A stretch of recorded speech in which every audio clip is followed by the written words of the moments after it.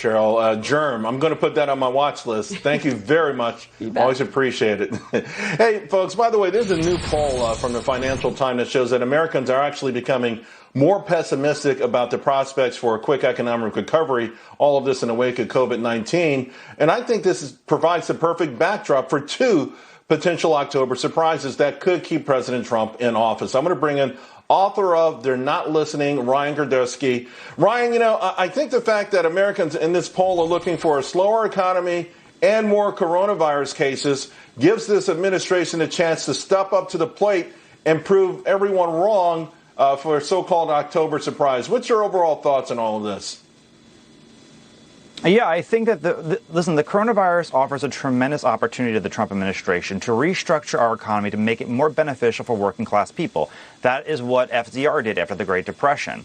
I think that if he wants to sit there and help himself, especially in key swing states, he should be looking at doing things like an infrastructure bill, especially in the Midwest, because infrastructure is the number one problem with growing manufacturing jobs in the Midwest. It's not just labor costs, it's infrastructure. Working to bring supply chains home directly to those key states like Michigan, Wisconsin, and Pennsylvania.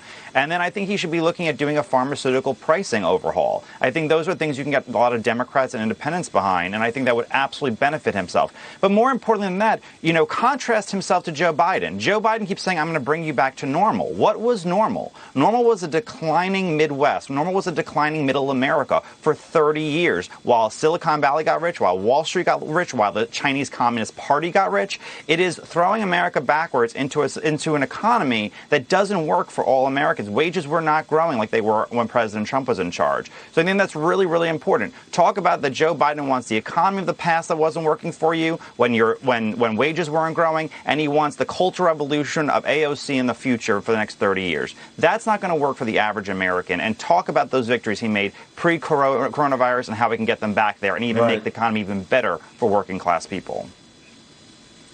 Well, I hope he's listening, because I almost pulled out my tambourine while you were talking, Ryan. But I do want to talk about something else, because one thing about you have been warning folks for years about the arrogance of the elites. You said eventually it would turn this country upside down, and that's exactly what's happening right now. And I think what's really ironic is even liberals are starting to voice concern. I saw a Robert Reich tweet where he talked about the massive wealth of a few in New York City, and liberals, of course, now also warning about the cancel culture going too far. Now, you go into even more details in your new book, If They're Not Listening. Tell us about it. Right. So I actually was on your show almost 4 years ago telling people Donald Trump was going to be the president of the United States simply because of this.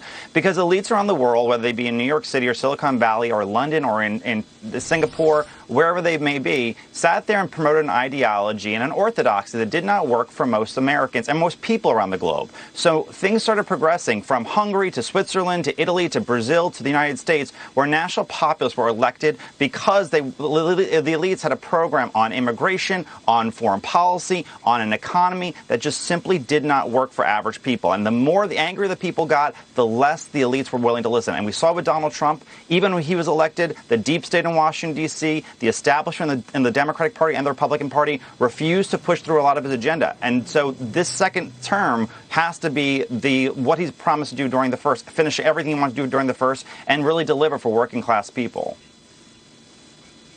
Ryan, I got to tell you, you have your finger on the pulse of what's happening in this country better than most folks. So first of all, congratulations on the book, and I would encourage everyone to pick up a copy. We'll see you again real soon, Ryan. Thanks a lot. Thank you, Charles. Thank you. So we're just